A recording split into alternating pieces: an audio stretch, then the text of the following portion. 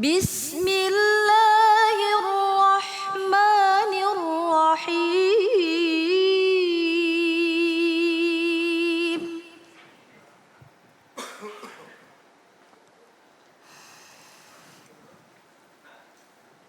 Mathalul ladzina yunfiquna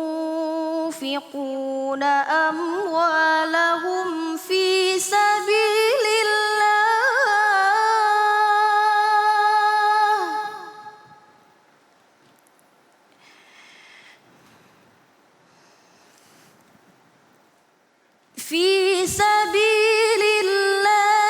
kamathali habbatin ambatat sab'a sanabila fi kulli sumbulatin mi'atu habbah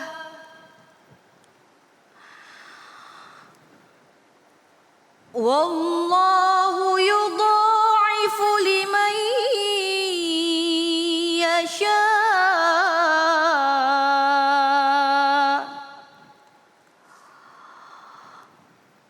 Wallahu wasi'un alim.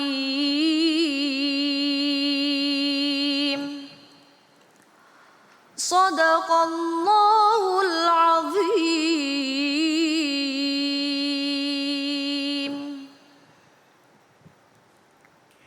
Bismillahirrahmanirrahim. Allahumma salli ala Sayyidina Muhammad wa ala ali Sayyidina Muhammad.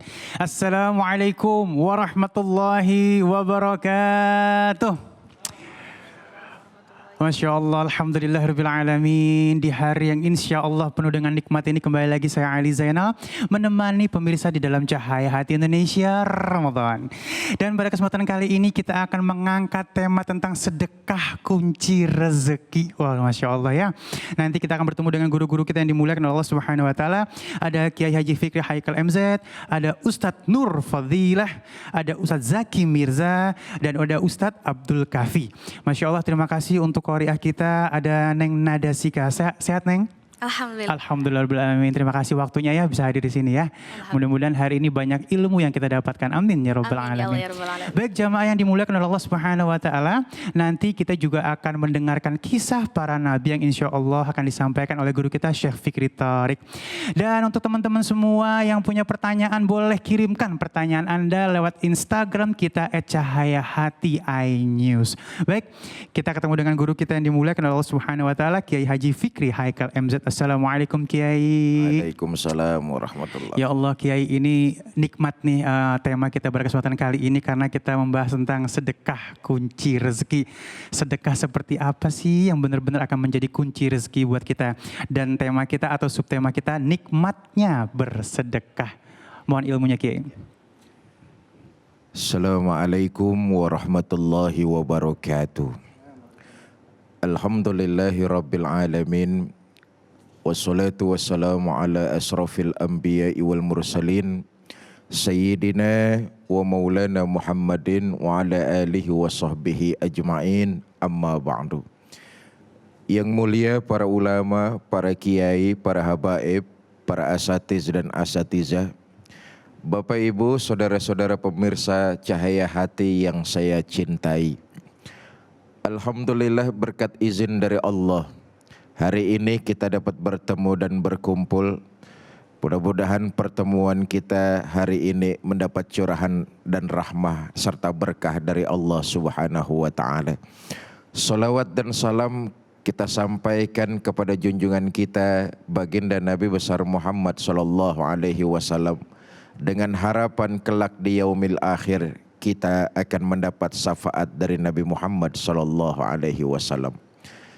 Bapak, Ibu, saudara-saudara, para pemirsa, sedekah bukan cuma soal berbagi, tapi sedekah kalau dilandasi ikhlas karena Allah akan mendatangkan kebahagiaan di hati.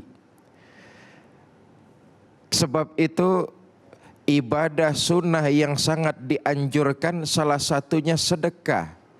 Sebab ini akan mendatangkan kebahagiaan di hati. Kalau hati sudah bahagia, segala macam insya Allah jadi semangat dan sugesti. tentu landasan dalam beribadah orang yang beriman tidak lain dan tidak bukan mencari keridhaan Allah Subhanahu wa taala. Saudara, apalagi di momen Ramadan seperti ini, kata Nabi, siapa orang yang memberikan sedekah kepada orang yang berbuka puasa walaupun cuma sebiji korma, maka pahala yang disediakan baginya sebesar gunung. Allahu Akbar. Karena itu walaupun ibadah ini sunnah, tapi sangat dianjurkan sedekah karena fadilahnya, mengejar keutamaannya sungguh sangat luar biasa. Masalahnya adalah sedekah, ibadah sedekah sebagaimana ibadah-ibadah lainnya. Dalam pelaksanaan tentu punya tata cara dan adab-adabnya. Salat itu ibadah, punya tata cara dan adabnya. Ketika takbir Allahu Akbar, maka pandangan kita harus tertuju ke tempat sujud. Artinya apa ini? Artinya mengingatkan kita, mengingatkan orang yang sholat akan tempat sujud. Ini ngajarin orang yang sholat itu sifat rendah hati. Kalau sudah takbir, pandangan harus tertuju kepada tempat sujud. Adab itu. Puasa juga ada adabnya. Apa adabnya? Jaga penglihatan dari hal-hal haram yang bisa mengurangi apalagi membatalkan pahala puasa. Sebab ada yang batal puasanya, ada yang batal pahala puasanya. Karena itu adab berpuasa, dijaga pandangannya dari hal-hal yang bisa membatalkan pahala puasa. Ngelihat yang haram-haram, ada puasa nih, melihat yang haram-haram, istighfar, palingkan pandangan. Siang-siang ngelihat yang haram, astagfirullah, palingkan wajah. Nih kadang-kadang ngelihat yang haram, istighfar si istighfar, tapi mata melotot aja ke situ. Ini nggak menjaga adab, dikhawatirkan menghilangkan pahala ibadah puasa. Begitupun dengan sedekah, ada adabnya. Sebab kalau ini landasannya mencari ridha Allah, mendatangkan kebahagiaan hati, inilah sumber bahagia setiap manusia. Karena itu ada beberapa macam, Imam Ghazali mengatakan ada beberapa macam adab orang bersedekah. Pertama, menjaga kerahasiaan sedekah. Jangan sampai apa yang sudah kita berikan kepada seseorang lalu di belakangnya kita umbar kemana-mana. Ini bisa jadi mengurangi, mungkin malah menghapuskan seluruh pahala yang sudah kita lakukan lewat sedekah. Karena itu jaga kerahasiaannya. Walaupun kita memberi, tapi kita rahasiakan kepada orang lain. Jangan kita umbar kemana-mana. Ada kawan datang, bawa keperluan, minta bantuan, diberi. Tapi juga tidak cuma sekedar diberi, di belakangnya kita umbar kemana-mana kerahasiaan tersebut. Ini namanya tidak menjaga adab sedekah. Karena itu jaga kerahasiaannya. Yang kedua, berilah sebelum diminta. Ini bagian dari adab sedekah nih. Memberi sebelum diminta. Kan jarang orang kayak begini, saudara. Baru kita nongol, belum ngomong apa-apa sudah diberi. Kadang-kadang kita minta saja mulut sampai berbusa nggak keluar-keluar. Karena itu adab dari sedekah, Imam Ghazali mengatakan kalau kamu diberikan kemampuan, kasih sebelum diminta. Karena ini bagian dari adab. Lagi-lagi sumber kebahagiaan di hati. Hati akan bahagia pertama karena mengikuti perintah dari Allah. Yang kedua, hati akan bahagia nurani manusia, naluri manusia bila membantu sesama manusia juga. Yang ketiga di antara adab sedekah kata Imam Ghazali, apa yang dikeluarkan tangan kanan dijaga kerahasiaannya, jangan sampai tangan kiri tahu. Ini susah memang, kadang-kadang terjangkit satu penyakit yang disebut dendam. Ketika ada kelapangan rejeki, memberi bantuan kepada orang lain, tapi ketika maksud hati tidak kesampaian, kadang-kadang sumbangannya, bantuannya bukan cuma sekedar diumbar kemana-mana, tapi kadang diambil lagi. Karena itu sepintas memang kelihatannya ini sumbangan-sumbangan pamrih. Dan memang seperti itulah adanya. Sumbangannya tidak dilandasi dengan mencari ridho Allah. Ada sesuatu. Dia mengharap kembalian.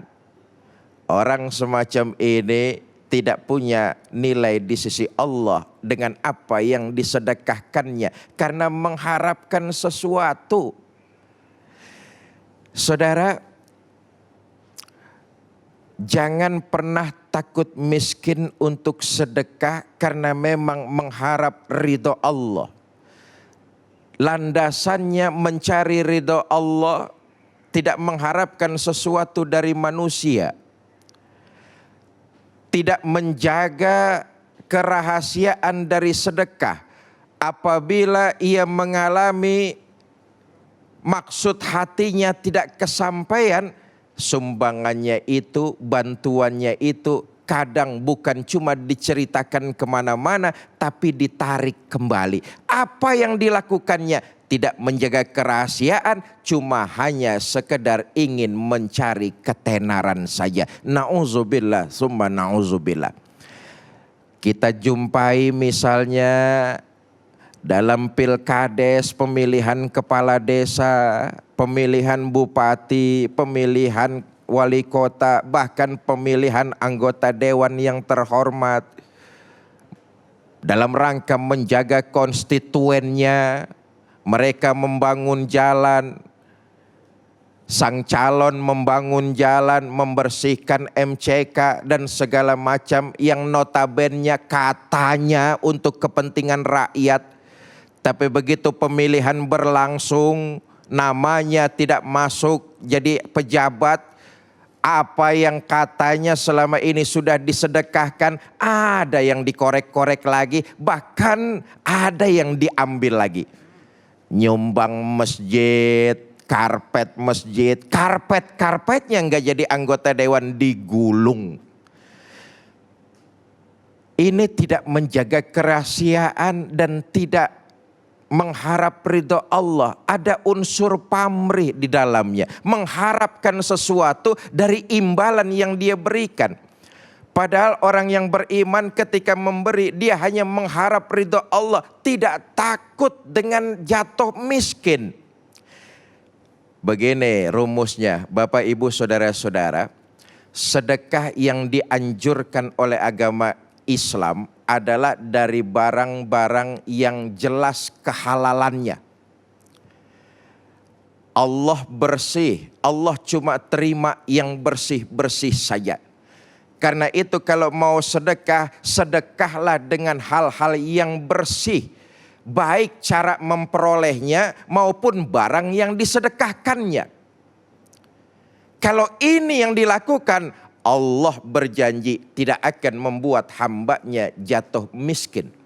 Bahkan sedekah dari barang yang halal itu benar-benar menolak bala mara bahaya. Bukan cuma sekedar menjaga untuk tidak miskin, tapi menolak bahaya. Asal tadi saya katakan, hal yang digunakan untuk bersedekah didapat dengan tata cara yang halal. Sebuah riwayat diceritakan dahulu di zaman Nabi Sulaiman alaihi salatu wassalam.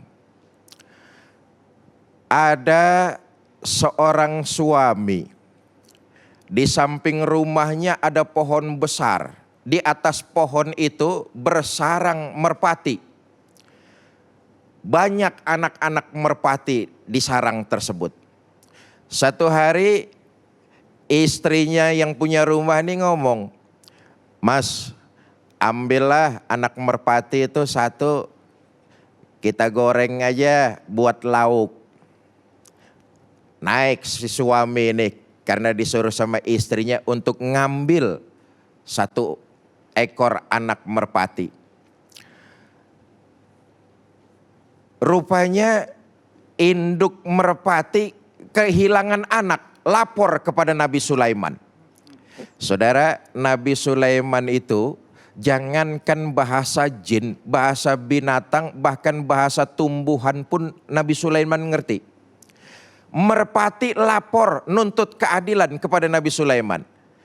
"Wahai Nabi Allah Sulaiman, anak kami diambil oleh si fulan. Kami nuntut keadilan. Karena itu tolong sidang si fulan, jangan sampai dia mengambil anak kami lagi." Dipanggil fulan. Kata Nabi Sulaiman, "Fulan, kamu benar ngambil anak burung merpati tersebut?" "Benar." "Kamu jangan ulangi perbuatan kamu dan tobatlah kepada Allah." Disuruh tobat dan jangan mengulangi perbuatannya lagi. Pulang laki-laki ini nih. Besok istrinya nyuruh, "Mas, ambil lagi mas." Suaminya bilang, "Saya sudah janji sama Nabi Sulaiman nggak mau ngambil lagi." Tapi karena istrinya memaksa, diambil lagi lah burung tersebut, anak burung itu. Si induk lapor lagi sama Nabi Sulaiman. Nabi Sulaiman geram. Apa kata Nabi Sulaiman? "Sudah, kalau gitu panggil jin dari timur dan barat. Mereka hadapkan ke sini untuk jaga pohon besar tersebut supaya orang ini tidak lagi ngambil burung merpati." Dijaga pohon ini oleh jin dari timur dan barat. Satu hari laki-laki ini naik mau ngambil burung lagi nih. Tapi dia lihat di bawah di rumahnya ada pengemis, minta-minta. Laki-laki ini cepat turun lalu diberikan gandum. Nggak lama naik lagi, ngambil burung. Rupanya jinnya nggak bisa menjaga. Begitu burung hilang, apa kata induk burung tersebut lapor lagi kepada Nabi Sulaiman. Nabi Sulaiman memanggil jinnya. "Jin, kenapa kamu nggak membatalkan, nggak bisa menjaga sarang burung itu?" Apa jawab jin? Nabi Sulaiman, "Ketika saya mau menjaganya, datang pengemis, orang tersebut memberikan sedekah dengan barang yang halal. Orang itu memberikan sedekah dengan barang yang halal. Maka ketika itulah datang malaikat mencekik kami berdua. Kami dilempar ke timur dan barat. Walhasil sedekahnya diterima Allah karena dari barang-barang yang halal." Lagi-lagi Allah senang, Allah bersih. Allah akan menerima hal-hal yang bersih. Sedekah jangan dikotori dengan nilai-nilai yang haram. Wallahu a'lam bishawab. Masya Allah, terima kasih guruku ilmunya ya. Ada adab-adab yang harus kita lakukan pada saat bersedekah. Dan baik, insya Allah nanti kita akan bertemu dengan guru kita Ustadz Nur Fadilah dengan subtema jangan takut miskin karena sedekah. Jangan kemana-mana, tetap bersama kami di Cahaya Hati Indonesia Ramadan.